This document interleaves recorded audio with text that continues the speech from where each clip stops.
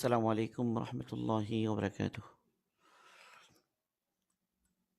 الحمد لله رب العالمين، الصلاة والسلام على أشرف الأنبياء والمرسلين وآله وأصحابه أجمعين. أما بعد فأعوذ بالله من الشيطان الرجيم. بسم الله الرحمن الرحيم. قل هو الله أحد الله الصمد لم يلد ولم يولد ولم يكن له كفوا أحد.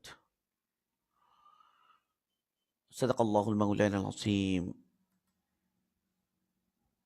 আলহামদুলিল্লাহ, আল্লাহ পাকের মেহেরবানি, আল্লাহ পাকের ইহসান যে আমাদের আল আকিদাত তাহাভিয়া এর উপর আমাদের অষ্টম দর্স।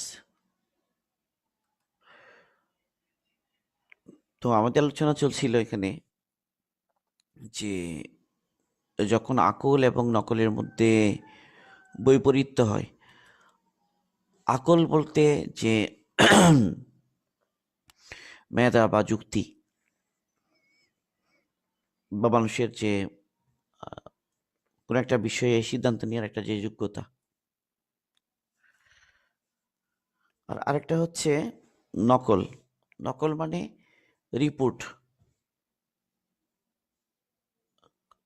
বিশেষ করে আমাদের যখন ইসলামের ক্ষেত্রে বা দ্বীনের ক্ষেত্রে আমরা নকল বলবো, তো এর দ্বারা উদ্দেশ্য হবে যে কোরআন এবং সুন্নাহ, কোরআনের কোনো আয়াত বা আল্লাহর রাসূলের কোনো হাদিস, এটাকে বলছি আমরা নকল। নকল দ্বারা মেইনলি কোরআন এবং সুন্নাহ বোঝানো হচ্ছে এখানে। আর আকল দ্বারা যে মানুষের স্বাভাবিক যে মেধা, যোগ্যতা বা চিন্তা করার যে ক্ষমতা, একটা সিদ্ধান্ত নেওয়ার একটা যোগ্যতা, ক্ষমতা আল্লাহ পাক দান করেছেন মানুষকে, মেধা, ব্রেইন, সেই বিষয়টা। তো আকল এবং নকলের মধ্যে যখন বৈপরীত্য হয় বা যখন কোনো একটা বিশেষ সিদ্ধান্ত নেওয়ার ক্ষেত্রে আমাদের রিপোর্ট মানে নস বা কোরআন এবং সুন্নাহ এবং তার বিপরীতে মানুষের আকল, এই উভয়ের মধ্যে যখন কি হয়, কোনো ধরনের বৈপরীত্য হয়, তো সেই ক্ষেত্রে সিদ্ধান্ত নেওয়ার ক্ষেত্রে করণীয় কি, অথবা যে কোনো একটা সিদ্ধান্ত নেওয়ার ক্ষেত্রে আকল এবং নকল উভয়ের মধ্যে সমন্বয় হবে কিভাবে, এই বিষয়ের উপরে আমাদের আলোচনা চলছিল। বিশেষ করে হাকিবুল উম্মাহ শেখ আলী থানভী রহিমাহুল্লাহ ওনার এটা খুবই গুরুত্বপূর্ণ কিতাব আল ইনতিবাহাতুল মুফিদা লিহাল্লিল ইশতিবাহাতিল জাদিদা, যে নতুন নতুন সন্দেহ যে সমস্ত জিনিস সৃষ্টি হয়েছে বিজ্ঞান এবং দর্শন, বিজ্ঞানের নতুন নতুন আবিষ্কার বা মানুষের দর্শনগত বিভিন্ন চিন্তা, এইগুলোর কারণে যে সমস্ত নতুন নতুন সন্দেহগুলো সৃষ্টি হয়েছে সেগুলোর সমাধান দেওয়ার ক্ষেত্রে বা সেগুলোর উত্তর কি হবে, সেই উত্তর দেওয়ার ক্ষেত্রে আমাদের উসুল কি, পদ্ধতি কি হবে, তরিকা কি হবে, তো এই বিষয়গুলোকে তিনি আলোচনা করেছেন এই কিতাবে আল ইনতিবাহাতুল মুফিদা লিহল্লিল ইশতিবাহাতিল জাদিদা। তো এই বিষয়গুলোকে বোঝার জন্য, আকল এবং নকলের সমন্বয়ের জন্য তিনি কতগুলো সূত্র এখানে বলেছেন, যে 7টা সূত্রের কথা। অলরেডি আমরা এই 7টা সূত্রের মধ্যে 6টায় আলোচনা করেছি এবং আজকে আমাদের বিশেষ করে যে সপ্তম যে সূত্র, এটা নিয়ে আমরা আলোচনা করব। তো আল কায়দাতুস সাবিআ মানে সূত্র, সপ্তম কায়দা বা সপ্তম সূত্র বা 7th প্রিন্সিপাল। তো তিনি বলছেন যে ইদা তাআরাদাদ দালিলানে আল আকলি ওয়ান নাকলি, যখন দুইটা দলিলের মধ্যে বৈপরীত্য হয়, এর মধ্যে একটি হয় আকলি মানে আকল, আরেকটা হচ্ছে নকল ওয়াল নাকলি, কোরআন এবং সুন্নাহ, এবং তার বিপরীতে হলো আকল বা মেধা বা মানুষের মস্তিষ্ক লব্ধ যে জ্ঞান। মানে এটা দুই ধরনের এভিডেন্স, আকলি এবং নকলি। এগুলোর মধ্যে যখন কি হয়, বৈপরীত্য হয়, ফাহুনাকা আরবাআতু ইহতিমালাতিন আকলান। তো সেখানে চারটা পসিবিলিটি থাকে, চারটা সম্ভাবনা থাকে। এই যে দলিলের মধ্যে যে তাআরুস, তাআরুস মানে হচ্ছে বৈপরীত্য। আচ্ছা, বৈপরীত্য কখন বলছি আমরা? তাআরুস শব্দটা বুঝতে হবে। তাআরুস বলা হয়, ধরেন যে ২ টা দলিল, যে উভয় দলিলের মধ্যে বৈপরীত্য, তখন আমরা বলবো যদি একটাকে আমরা সত্য ধরে নিই তাহলে অন্যটাকে মিথ্যা বলতে হয়। একই সাথে উভয়টাই কি হতে পারে না? সত্য হতে পারে না, বা উভয়টাকে একসাথে কবুল করা যায় না। একটাকে কবুল করতে গেলে আরেকটাকে বাদ দিতে হয়। একটাকে কবুল করতে গেলে আরেকটাকে, মানে একটাকে সত্য ধরে নিলে আরেকটাকে মিথ্যা ধরে নিতে হয়। এই ধরনের বিষয় পরিস্থিতি যখন সৃষ্টি হয়ে যায়, এটাকে বলা হয় তাআরুস বা বৈপরীত্য। মানে ২ টা পরস্পরের বিপরীত। إذا تعارض الدليلان العقلي والنقلي فهناك أربعة احتمالات عقلاً। তো যখন এই ধরনের কোনো একটা পরিস্থিতি হয় যেখানে আকল এবং নকল কি করে পরস্পরের সাথে বিপরীত হয়, তখন এটার ৪ টা পসিবিলিটি হয়, ৪ টা ক্ষেত্র এখানে দাঁড়ায়। নাম্বার ১, আন ইয়াকুনা কতঈআইনি। প্রথম অবস্থা যে উভয়ই হয় অকাট্য। মানে আকল যে কথা বলছে সেটাও অকাট্য, আর নকল সেটাও অকাট্য। উভয়ে অকাট্য। এমন যদি হয়, তো তিনি বলছে ওয়াহাদা লাইসা বিওয়াকিইন। এটা হওয়া কখনোই কি নয়, সম্ভব নয়, বা এটা কখনো ঘটবে না। কেন ঘটবে না? কারণ অকাট্য বলা হয় কোনটা? আসলে যেখানে কোনো সন্দেহ নেই, এটাই ঠিক।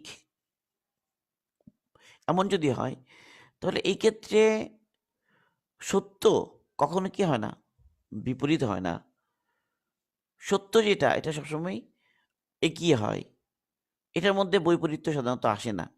২ টাই যদি সোর্স যদি সত্য হয়, সঠিক হয়, তাহলে উভয় সোর্স যদি উভয়ই সত্য হয়, বাস্তবে একটা জিনিস ঘটেছে এবং উভয়ের ওই যে ঘটার ব্যাপারে ২ টা দলিল আসলো, ২ টা দলিলই কতই অকাট্য, সন্দেহাতীত, এমন যদি হয়, তাহলে উভয়ে মিলেই যাবে। উভয়েই মিলবে। এখানে উভয়ের মধ্যে সংঘর্ষ হবে, উভয়ের মধ্যে বৈপরীত্য হবে। এটা সাধারণত ঘটার কথা না।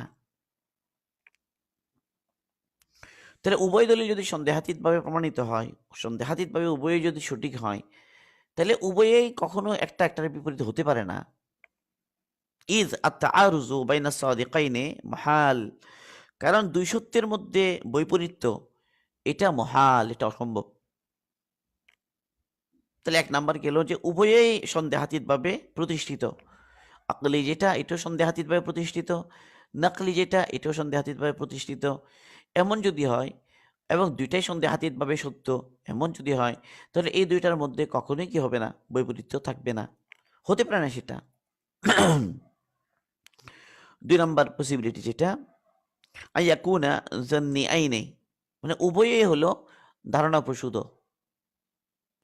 যেটার রিপোর্ট সেটাও ধারণা, সন্দেহাতীত নয়, কতঈ নয়, অকাট্য নয়। আর একইভাবে আকলে যে সিদ্ধান্ত, এটাও ধারণার পর্যায়ের এবং অকাট্য পর্যায়ের নয়। এমন যদি হয়, তো এটা কিন্তু পসিবিলিটি, এটা হতে পারে। এই ধরনের হতে পারে।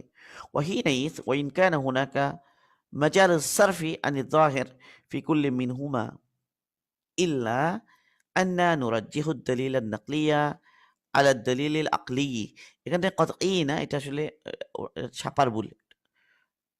وعلى على الدليل العقلي إذ من القاعدة اللغوية أن الأصل في الألفاظ الحمل على الظاهر فيهمل النقل على الظاهر ولا نجعل العقل حجة عندئذ। তিনি বলছেন যখন এমন হয় যে উভয়ই হলো ধারণা পর্যায়ের, মানে ইয়াকিন পর্যায়ের নয়, বা সন্দেহাতীত পর্যায়ের নয়। দলিলে নকলি যেটা, বা যেটা রিপোর্ট, এটাও একদম অকাট্য বা সন্দেহাতীত নয়। এটার মধ্যেও একটা জন বা ধারণা এসে গেছে। আবার যেটা আকলি দলিল, ব্রেনের থেকে বা মেধার মাধ্যমে যে দলিল আমাদের সামনে এসে গেল, সেটাও জন্যি বা ধারণা, এটাও একদম সূত্রের পর্যায়ে নয়, একদম অকাট্য সূত্র, অকাট্যভাবে প্রমাণিত এরকম নয়। দুদিকেই ধারণা, দুদিকেই মানে অকাট্য নয়, সন্দেহাতীত নয়, এমন যদি হয়, মানে রিপোর্ট যেটা বলছে এটাও 100% মানে সন্দেহাতীত নয়, অকাট্য নয়, আকল যেটা বলছে সেটাও অকাট্য নয়। তো এমন যদি হয় তাহলে তো এখানে উভয় দিকেই উভয় দিকেই সেটা আকলি হোক বা নকলি হোক, উভয়টার ক্ষেত্রে এখানে মূল তার অর্থ যেটা, সেটাকে তার প্রকাশ্য অর্থ থেকে অন্যদিকে ফেরানোর বা অন্যদিকে ব্যাখ্যা করার তো সুযোগ উভয় ক্ষেত্রেই আছে। উভয় ক্ষেত্রেই তো এই সুযোগটা আছে যে অন্যদিকে এটার অর্থকে ফেরানো যায় বা এটাকে একটা ব্যাখ্যা করা যায়, তাবিল করা যায়। কিন্তু আন্না নুরাজ্জিহু দলিল নাকলিয়া আলা দলিল আকলি, কিন্তু আমরা প্রাধান্য দিব দলিলে নকলি যেটা, যেটা রিপোর্ট, সেটাকে আমরা প্রাধান্য দিব দলিলে আকলিকে, আকল যেটা বলছে তার উপরে। ইদ, কেননা মিনাল কায়দাতিল লাগভিয়াতি, কারণ মানে কায়দাতুল লাগভিয়া মানে কোনো একটা শব্দের মানা নেওয়ার ক্ষেত্রে, অর্থের নেওয়ার ক্ষেত্রে সূত্র হলো যে আন্নাল আসলাফিল আলফাজি, কোনো একটা শব্দের মধ্যে মূল হলো আল হামলু আলা যাহির, প্রকাশ্যভাবে যা বোঝা যাচ্ছে সেটাকেই নেয়া। তাহলে ফায়ুহমালুন নাকলু আলা যাহির, তাহলে স্বাভাবিকভাবে আমার রিপোর্ট কোরআন এবং সুন্নাহ তার শাব্দিক তর্জমা বা শাব্দিকভাবে এর দ্বারা যা বোঝা যায় সেটাকে আমরা নেব। ওয়ালা নাজআলুল আকলা হুজ্জাতান ইনদা ইস, সেই ক্ষেত্রে আমরা আকলকে দলিল বানাবো না বা আকলকে হুজ্জত বানাবো না, আমরা নকলটাকেই গ্রহণ করব যখন উভয়টাই হয় ধারণাপ্রসূত, কোনো দিকেই অকাট্য নয়, সেক্ষেত্রে আমরা নকলকেই গ্রহণ করব, এটা বলা হচ্ছে। এবং তার বিরুদ্ধে আকলকে আমরা কি বানাবো না, দলিল বানাবো না, কারণ আকল তো অকাট্যভাবে সেটাকে প্রমাণ করতে পারছে না। তাহলে আকলের ধারণাপ্রসূত একটা বিষয়, আকল দিয়ে আমরা ধারণা করছি একটা জিনিস, সেটার ভিত্তিতে আমরা কোনো একটা নকলকে কি করব না, অস্বীকার করব না, যে নকলটাও কি ধারণাপ্রসূত বা একদম অকাট্য নয়, সন্দেহাতীত নয়। সন্দেহাতীত হয়ে গেলে তো তখন আর প্রশ্ন আসে না, যেটা এতটুকু পর্যায়ে যে অকাট্য নয় কিন্তু এটাও নকল, রিপোর্ট বলছে এমন, তো রিপোর্টটা একদম 100% অকাট্য নয়, সেক্ষেত্রেও আমরা রিপোর্টকে প্রাধান্য দিব। কারণ এদিকে তার বিপরীতে আকল যেটা, আকলও তো সন্দেহাতীতভাবে এটাকে প্রমাণ করতে পারছে না, সেই কারণে। ৩ নাম্বার, আন ইয়াকুনা দলিলুন নকলিয়্যু কতইয়ান ওয়াল আকলিয়্যু যন্নিয়ান, আর যখন হয় দলিলে নকলি রিপোর্ট যেটা, সাউন্ড রিপোর্ট যেটা আমার কাছে এসেছে, নিশ্চিত খবর যেটা, সেটা নিশ্চিত, সেটা নিশ্চিত, সেটা একদম অকাট্য। আর আকল যেটা বলছে এটা ধারণা করে বলছে, এমন যদি হয় তাহলে সেই ক্ষেত্রে তো অবশ্যই নকলকে প্রাধান্য দিতে হবে। এখানে নকলের উপরে আকলকে প্রাধান্য দেওয়ার কোনো কি নাই, সুযোগই নাই। ফান্নাকলু মুকাদ্দামুন কতআন আলাল আকলি ফি হাদিস সূরা, এই সূরাতে তো অবশ্যই যেটা রিপোর্ট আমার কাছে কোরআন সুন্নাহতে এসে গেছে, সেই রিপোর্টটাকে মুকাদ্দাম রাখতে হবে, প্রাধান্য দিতে হবে কতআন অকাট্যভাবে, আল আকলি আকলের উপরে, ফি হাদিস সূরা এই সূরাতে। ৪ নাম্বার, আইয়াকুনা দলিলুল আকলিয়ু কতইয়ান ওয়ান নাকলিয়ু যন্নিয়ান, ও সরি, হ্যাঁ ঠিক আছে, ৩টা গেছে। তাহলে ওখানে আকল, নকল যেটা এটা অকাট্য, আর আকল যেটা এটা ধারণাপ্রসূত, আকলেরটা।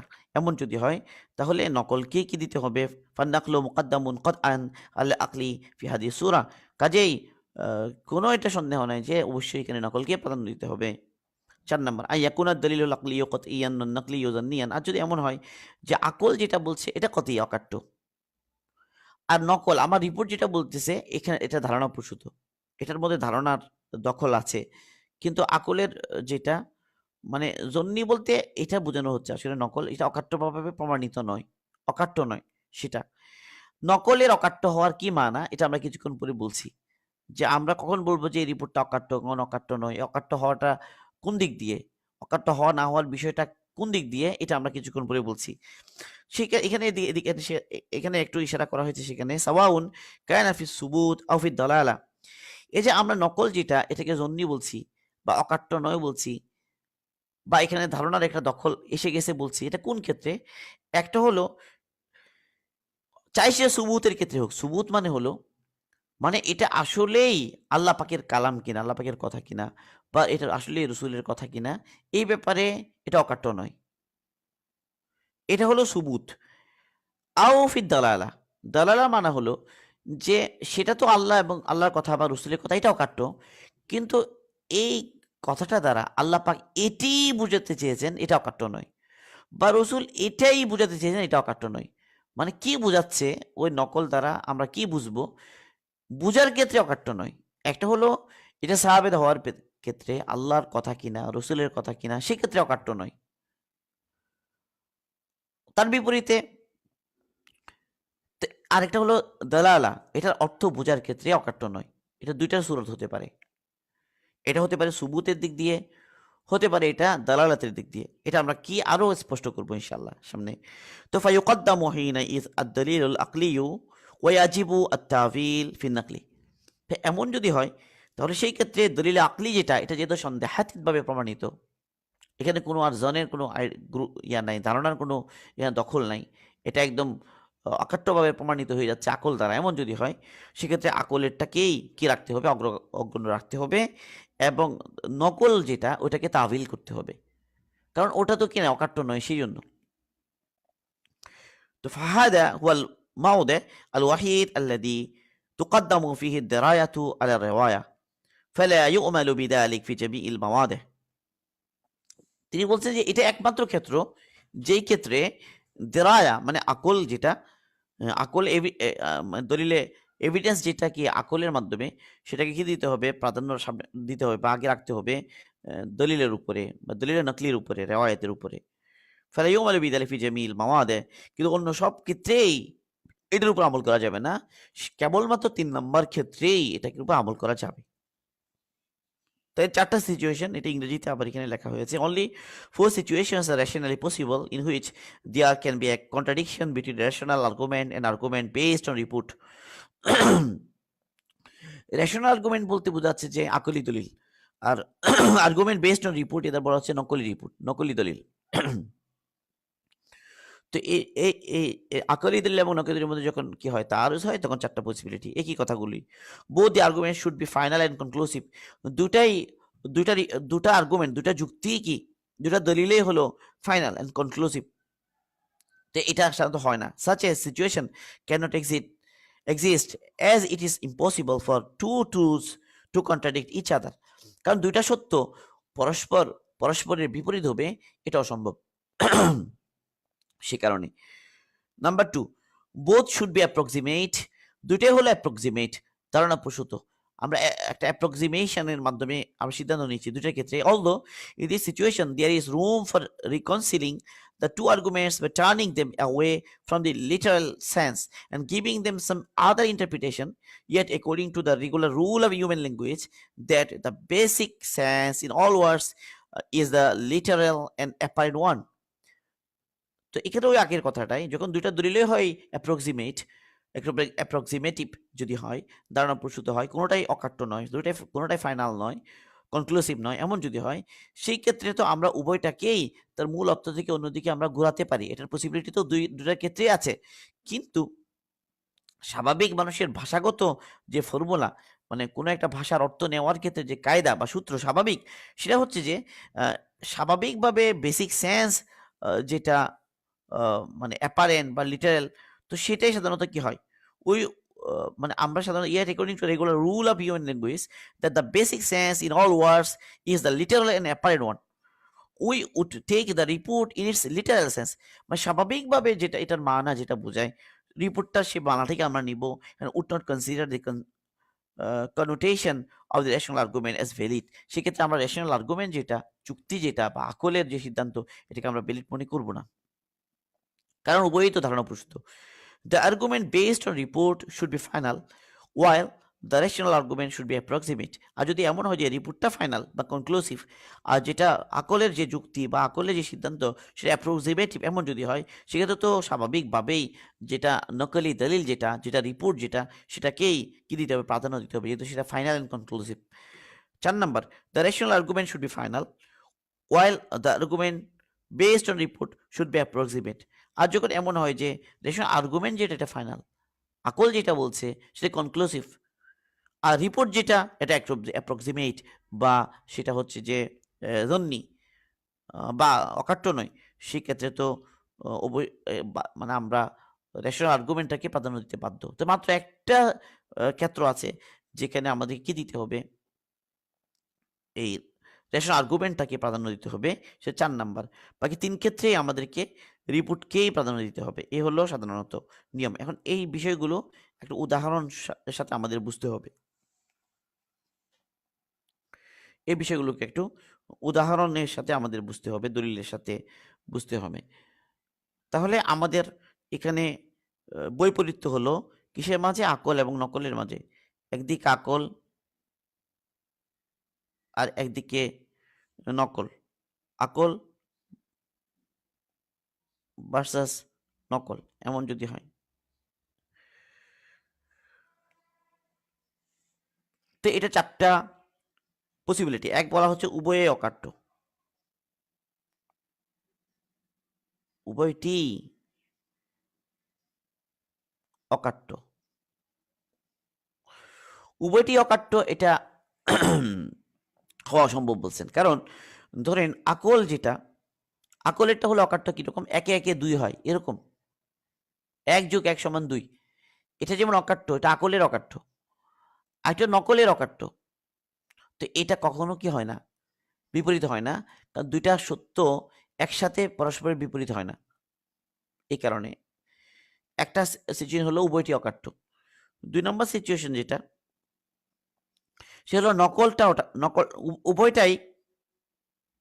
উভয়টি অকাট্য নয়। উভয়টি অকাট্য নয়। এটাও ২ নম্বর সিচুয়েশন। উভয়টি যখন অকাট্য নয়, সেক্ষেত্রে আমরা তো উভয়টির দ্বারা যা বোঝা যাচ্ছে ২ টাকে আমরা ব্যাখ্যা করতে পারি। কিন্তু ব্যাখ্যা না করে এক্ষেত্রে নকল যেটা এটাকে তার স্বাভাবিক অর্থের উপর নিতে হবে এবং তার বিপরীতে আকলকে হুজ্জত বানানো যাবে না। যেহেতু আকলও অকাট্য নয় সে কারণে। এটা ২ নম্বর।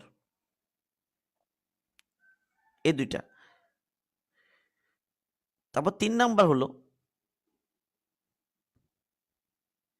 ৩ নম্বর সিচুয়েশন হলো যে আকল যেটা এটা অকাট্য নয়। কিন্তু নকল যেটা এটা অকাট্য। এটা ৩ নম্বর সিচুয়েশন। আকল যেটা এটা অকাট্য নয়। কিন্তু নকল যেটা অকাট্য। এমন যদি হয় তাহলে কিছুক্ষণ আগে আমরা বললাম যে নকলের যে জন্যি বা অকাট্য নয় হচ্ছে সেটা স্বাভাবিকভাবে নিয়েছি আমরা। সেক্ষেত্রে আকলকে আমরা প্রাধান্য দিই যেহেতু আকল অকাট্য নয় সেজন্য।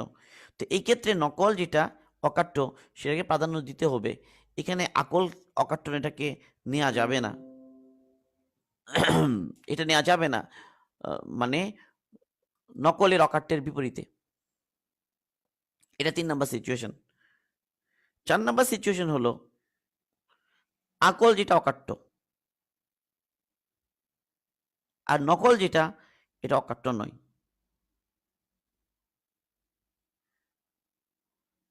এমন যদি হয় তো এটা মাত্র অনলি মানে একটা ক্ষেত্র যে ক্ষেত্রে আমাদের কি করতে হবে যে আকলের অকাট্যকে নিতে হচ্ছে আর নকলের অকাট্যকে আমরা একদম ফেলে দিচ্ছি না।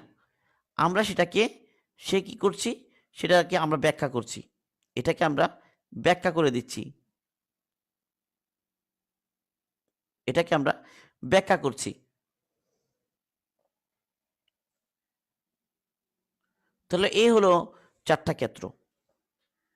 আকল এবং নকলের মধ্যে যখন বিরোধ হয় তখন উভয়ের মধ্যে সমন্বয় করার জন্য আমাদের করণীয়।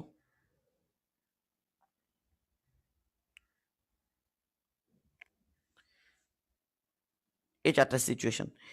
এখন আমরা বলতে চাচ্ছি যে একটা বিষয় এখানে বুঝার যে নকল যেটা এটা অকাট্য হওয়া না হওয়ার ২ টা দিক। নকল। নকল মানে রিপোর্ট।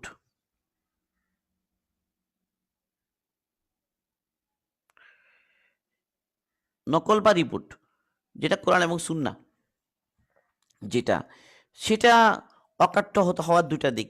একটা হচ্ছে সুবুতের দিক দিয়ে, একটা হলো দালালাতের দিক দিয়ে। একটা হলো সুবুত, একটা সুবুত, আরেকটা হচ্ছে দালালা।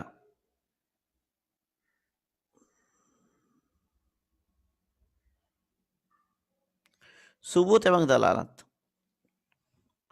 সুবুত বলা হয় যে এটা আল্লাহ পাকের কথা বা রসুলের কথা হওয়ার দিক দিয়ে এটা অকাট্য। আরেকটা হলো যে তা সেটা দ্বারা যা বুঝাচ্ছে সেটা অকাট্যভাবে ওই একটা জিনিসই বোঝাচ্ছে এমন যদি হয়, সুস্পষ্ট যদি অর্থ হয় তার, সেটা হলো তার দালালাতের ক্ষেত্রে অকাট্য। তো সাধারণত একটা নকল বা একটা রিপোর্ট, দলিলে নকলি যেটাকে বলা হচ্ছে বা রিপোর্ট যেটাকে বলা হচ্ছে, সেই রিপোর্টটা এই অকাট্য হওয়া না হওয়ার দিক দিয়ে চার চার রকম হয়। এক এক হতে পারে যে সে সুবুতের দিক দিয়ে অকাট্য এবং দালালাতের দিক দিয়ে অকাট্য। সুবুতের দিক দিয়ে অকাট্য এবং দালালাতের দিক দিয়ে অকাট্য, এটার উদাহরণ হচ্ছে ধরা যায় কোরআনে পাকের একটা আয়াত, যে আয়াতটার অর্থ একদম সুস্পষ্ট।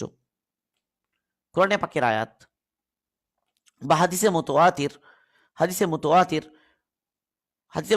বলা হয় যে হাদিসটা এমন সূত্রে আমাদের কাছে এসেছে যে যেখানে অনেক বর্ণনাকারী, প্রতি যুগে অনেকগুলো বর্ণনাকারী, এত বেশি সংখ্যক বর্ণনাকারী হাদিসটা বর্ণনা করেন যে এত বড় সংখ্যক একটা জনগোষ্ঠী একটা মিথ্যার উপরে একত্রিত হওয়াটা অসম্ভব। এই ধরনের যদি হয় এটাকে মুতাওয়াতির বলা হয়।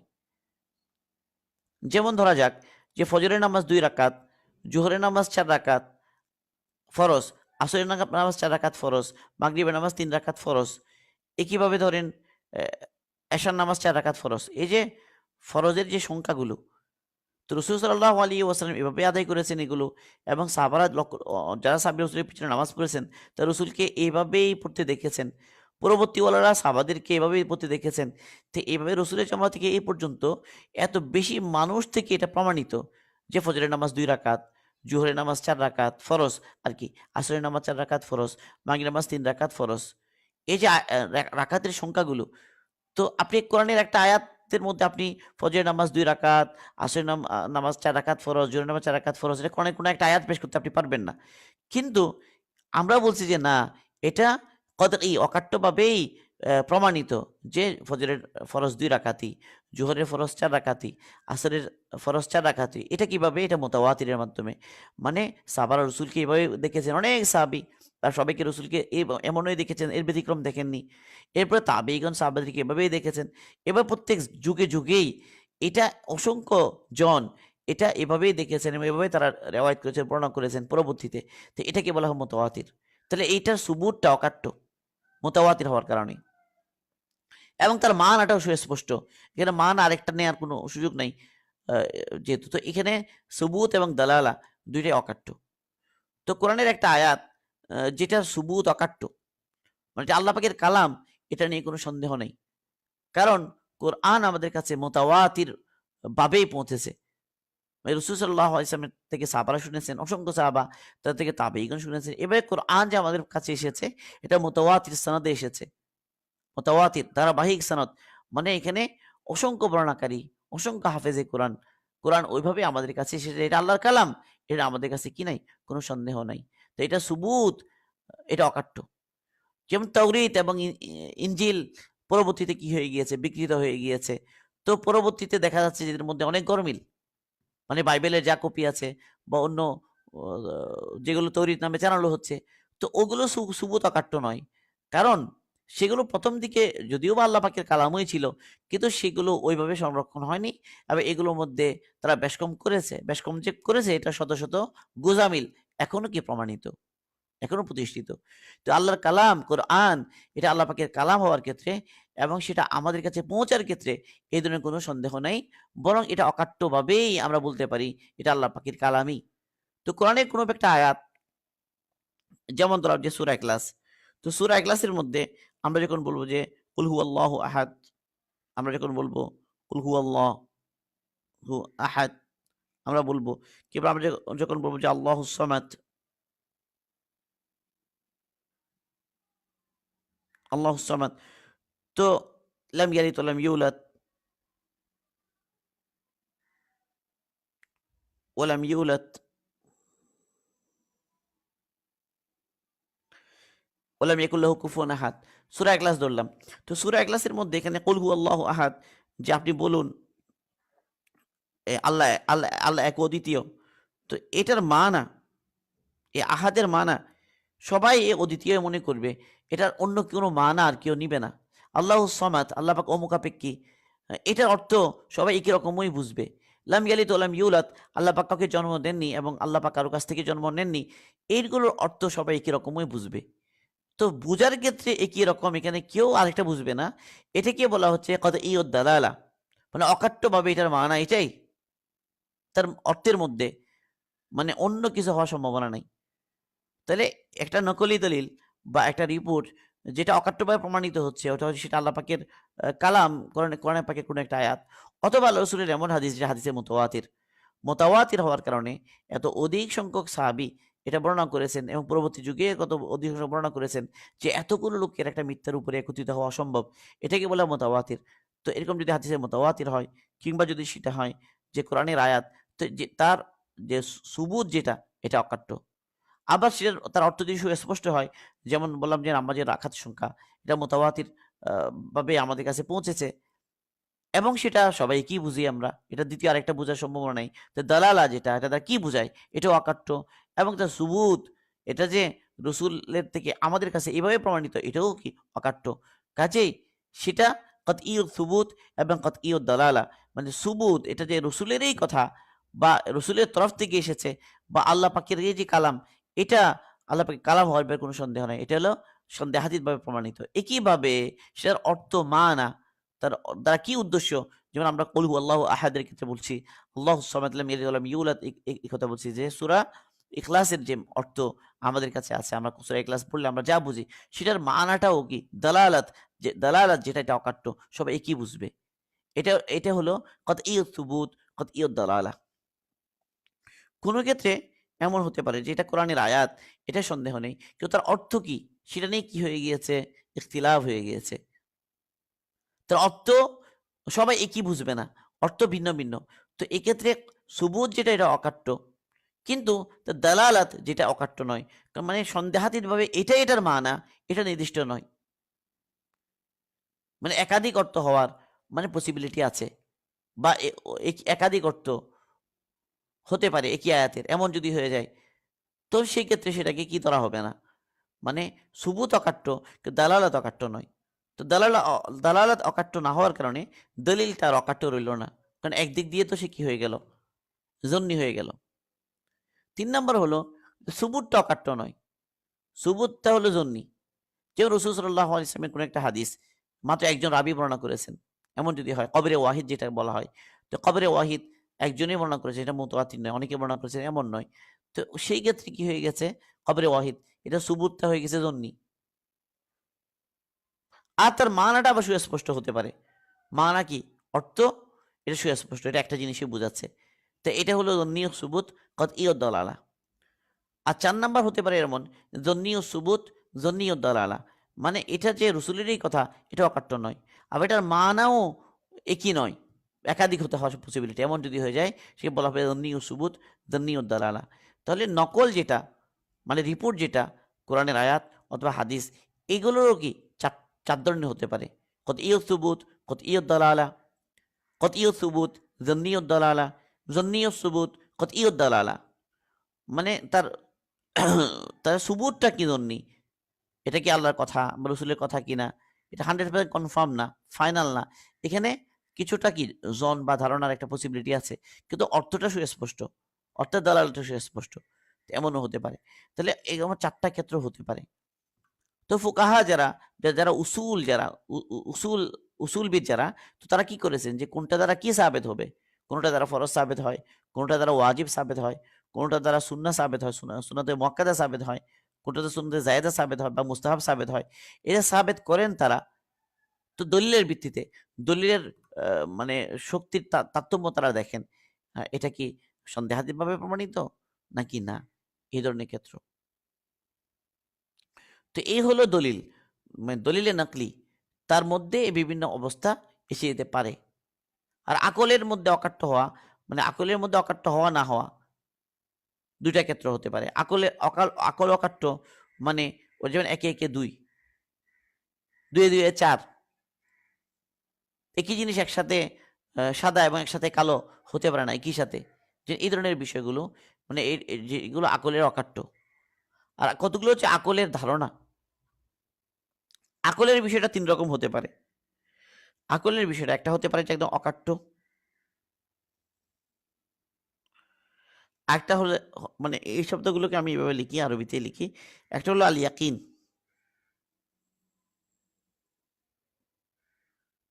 ইয়াকিনি। আরেকটা আল জন, জন মানে ধারণা, ইয়াকিন না। আরেকটা হলো আল ওয়াহাম,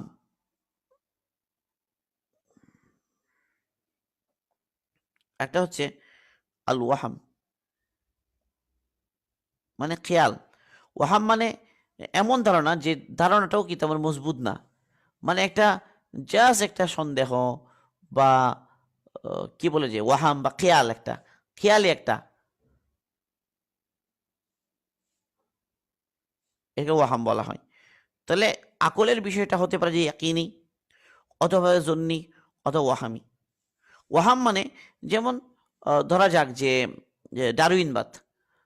তো ডারউইনবাদ ওখানে যে তারা বিভিন্ন বিষয় পেশ করে বলতে চায় যে মানুষ বিবর্তনের মাধ্যমে মানুষের সৃষ্টি বা প্রাণের সৃষ্টি, এবার যে বলতে চায় যে বিবর্তন হয়ে মানুষ পর্যায়ে এসেছে এক খুশি প্রাণী থেকে আস্তে আস্তে বিবর্তন হয়ে। তো এটা একটা ওয়াহাম। এটা কিন্তু জনও বলা যায় না এগুলোকে, এটা হলো ওয়াহামি। তো অনেক বেশি যে ওয়াহাম মানে এটাকে জন পর্যায়েও বলা যায় না। ইয়াকিন মানে তো এটাই, এটা কোনো সন্দেহ নাই, এটা ইয়াকিনই। আরেকটা হলো ইয়াকিনের পর্যায়ে একটা ধারণা, প্রবল ধারণা বা ধারণা করা যাচ্ছে। হওয়া না হওয়ার পসিবিলিটির দিক দিয়ে হওয়ার দিকটা যদি প্রবল হয় এটাকে বলে জন। আর হওয়া না হওয়ার পসিবিলিটির দিক দিয়ে যদি মানে না হওয়ারটাই কি বেশি, এটা হলো ওয়াহাম। তো ইয়াকিন, জন, ওয়াহাম ৩টা দিক হলো। এটা হলো আকলের ক্ষেত্রে। তো আকল কোনো একটা জিনিসের, আকলের একটা সিদ্ধান্ত, এটা কখনো অকাট্য হয়, কখনো এটা জন হয়, ধারণা হয়, অকাট্য হয় না। কিন্তু মনে হচ্ছে এমন, মনে হওয়ার দিকটাই প্রবল, এমনই হতে পারে, এটাই বেশি প্রবল মনে হচ্ছে জন। আর যখন হওয়া না হওয়া দুইটাই, দুইটারই পসিবিলিটি, কিন্তু মানে যেটা হবে না বলে মনে হচ্ছে, হবে না এটাই এটাই প্রবল, কিন্তু যদি হয়ে যায়, তো এই ধরনের ক্ষেত্রটা হলো ওয়াহাম। ওয়াহাম হলো লাস্ট, যে জনের চাইতেও কি পিছনে। তো ইয়াকিন, জন এবং ওয়াহাম ৩টা অবস্থা হতে পারে। তাইলে আমরা আকলেরকে নিব, আকলেরটা নিব কখন? যখন আকলেরটা কেবল ইয়াকিনি হয়। আকলেরটা যখন ইয়াকিনি হয়, নিশ্চিত হয়, তখন সেখানে আকলের জন যেটা এবং আকলের ওয়াহাম যেটা, এটা নকলের উপরে কোনো ক্ষেত্রেই প্রাধান্য পাবে না। নকল চাই কতই হোক বা নকল চাই জন্যই হোক। নকল যেটা, যে রিপোর্ট কোরআন এবং সুন্নাহ, সেটা সেটা যদি সন্দেহাতীতভাবে প্রমাণিত হয়, এগুলো সুবুতের দিক দিয়ে অথবা দালালাতের দিক দিয়ে, তো সেই ক্ষেত্রে তার উপরে কি প্রাধান্য পাবে না? আকল প্রাধান্য পাবে না। প্রথম কথা হলো যে আকলের সন্দেহাতীত যেটা, সে নকলের সন্দেহাতীর সাথে কখনো কি হবে না? বিরোধই হবে না। বিরোধই হবে না। কারণ ২ টা সত্য একসাথে কি হতে পারে না? ২ রকম হতে পারে না। একটা সত্য, ২ টা সত্য পরস্পরের সাথে বিরোধ হতে পারে না। এটা ১ নাম্বার। ২ নম্বর আকলেরটা হলো সন্দেহ। আকলেরটা হলো জন, মানে ধারণাপ্রসূত। কিন্তু দলিল হলো কতই অকাট্য, সুবুতের দিক দিয়েও দালালাতের দিক দিয়েও। অথবা দলিলটা হচ্ছে জন্নি, মানে অকাট্য নয়, কিন্তু আমাদের কাছে দলিল আছে। সে দলিলটা জন্নি। জন্নি হওয়ার কারণে এটা সুবুতের দিক দিয়ে হতে পারে, মানে তার দালালাতের দিক দিয়ে হতে পারে। এই ক্ষেত্রেও আমরা আকলকে প্রাধান্য দিব না। আকল হুজ্জত হবে না, দলিল হবে না। লাস্ট হলো যে আমাদের আকলটা অকাট্য, আকলের দিক দিয়ে সেটা অকাট্য। কিন্তু দলিলটা একটু জন্যি। সেক্ষেত্রে আকল আমরা নিব। আর যেটা আমাদের রিপোর্ট, সেটাকে আমরা একদম ফেলে দিব না, সেটাকে আমরা ব্যাখ্যা করব। সেটাকে আমরা ব্যাখ্যা করব, তার মানা, তার অর্থ আমরা ব্যাখ্যা করব। এ হলো আকল এবং নকলের মধ্যে যখন তাআরুজ হয়, সেক্ষেত্রে আমাদের করণীয়। আমাদের আলোচনা আজকে এখানেই রাখছি আমরা। এখানে আরো কিছু বিষয় রয়ে গিয়েছে। সেটা আরেকটা আলোচনা লাগবে। সেটা আমরা ইনশাআল্লাহ আল্লাহ পাক তৌফিক দিলে উম ইনশাআল্লাহ সামনে করব আমরা।